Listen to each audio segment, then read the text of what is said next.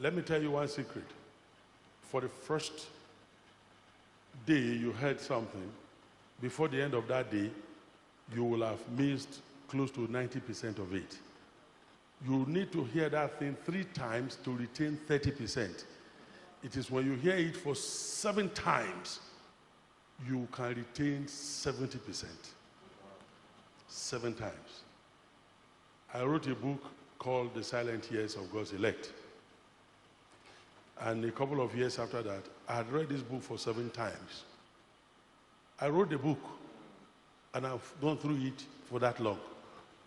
And I was praying one day, and I said, Lord, I don't know what to do about this, about that. And he said, go and read Silent Years.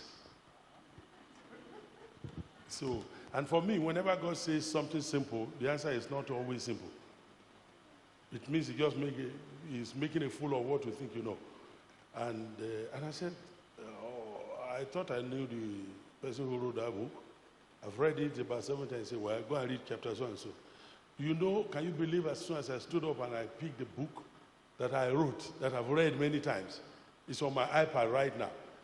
I've read many times. I picked the book.